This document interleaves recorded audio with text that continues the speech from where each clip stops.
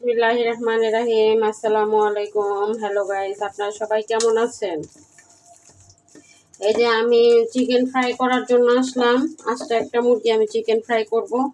এখানে আপনি বারবিকিউ মশলা, তারপরে হচ্ছে গরম মশলা, যা যা দেওয়া লাগে সবই এখানে দিয়ে আমি ম্যারিনেট করে রাখছি আগেই। এখন শুধু আমি মুরগির সাথে মাখাবো। এই তো আমি মুরগির গায়ে এই যে দেখেন আমি চাকু দিয়ে এটা করে করে নিছি।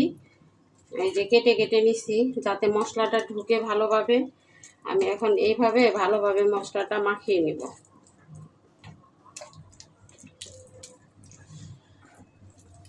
আমার বাচ্চাদের এই যে চিকেন আপনার পোলট্রিটা আনাই হয় শুধুমাত্র এই কারণে বেশি, যে ওরা ফ্রাই খেতে খুব পছন্দ করে।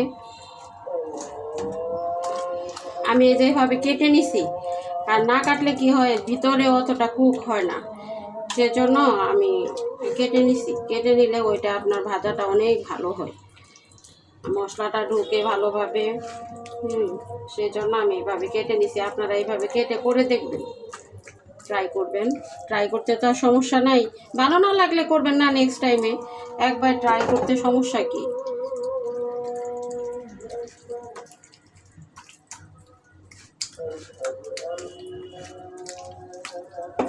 তো এইভাবে আমি মাখিয়ে নেব।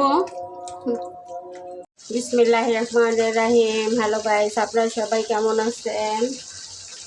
এই তো আরেকটা নতুন ভিডিও নিয়ে চলে আসলাম। আমার বাচ্চাদের খুবই প্রিয় খাবার এটা।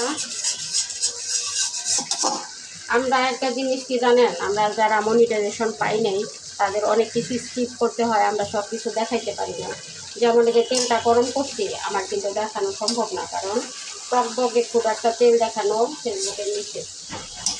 সেজন্য আমি তেলে দেওয়ার পরে আপনাদের দেখাইলাম। তারপরেও এটা কতটুকু ফেসবুক মামা মেনে নিবে আমি ঠিক জানি না।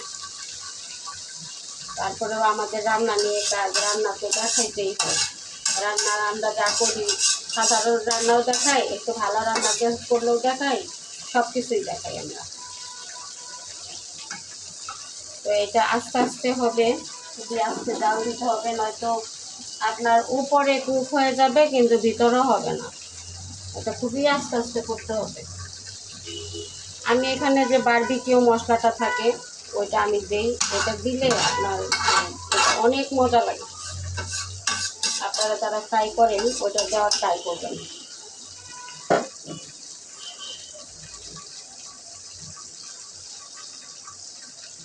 এইভাবে আস্তে আস্তে আস্তে আস্তে অনেক সময় লাগবে এটা হইতে।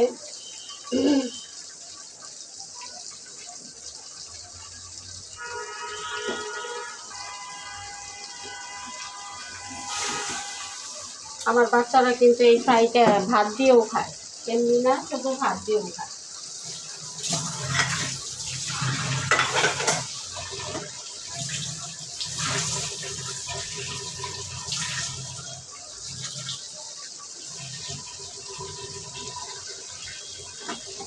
এটা আমি ঢেকে দিব না, ঢেকে দিলে বেশি সিদ্ধ হয়ে যাবে।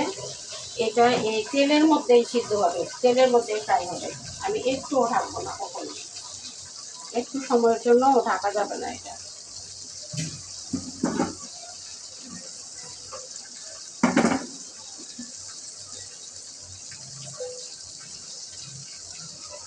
এই বড় বড় কড়াইগুলো আমি কিনছি এইগুলা করার জন্য, যে আমার মোগলাই বানাইতে হয়, তারপরে পুরি বানাইতে হয়, সিঙ্গারা বানাইতে হয়, আচার বানাইতে হয়, মুরগি ফ্রাই করতে হয়।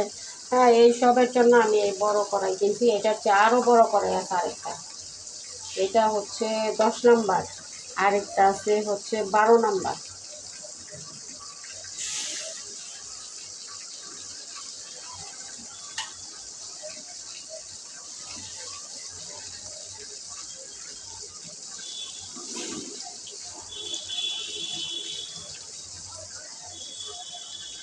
এই তো দেখেন, চিকেন ফ্রাই করতে আসলে কতভাবে যে করা লাগে, কত দিক করা লাগে, উল্টাইয়ে পাল্টাইয়ে তেলগুলাই যেইভাবে আপনারা করে করে দিবেন, তাহলে এটা তো তেল, গরম তেল, এটা অন্য জায়গায়ও কুক হবে। তেলগুলা এইভাবে যে আমি এইভাবে যে মাঝখানে ফেলে দিছি তাহলে কিন্তু ফ্রাইটা ভালো হয়। আমি এমনিও আমানও করি, আমান বলতে মানে এটা না ফেরে করি, এটাও তো আমানই, না ফেরেও করি। আবার আজকে ভাবলাম যে না, এটা ভাগ করে দিই তাহলে ভাজিটা ভালো হবে। আর আপনারা চারিদিকে এরকম ঘুরিয়ে ঘুরিয়ে করবেন, সব দিকে ভালোভাবে কুক হবে। এইভাবে করে করে করবেন। একটু বড় কড়াই দরকার এর জন্য, ছোট কড়াইয়ে সব করা যায় না। আমারটা তো অনেক বড় কড়াই, এই জন্য আমি অনেকভাবে করতে পারতেছি।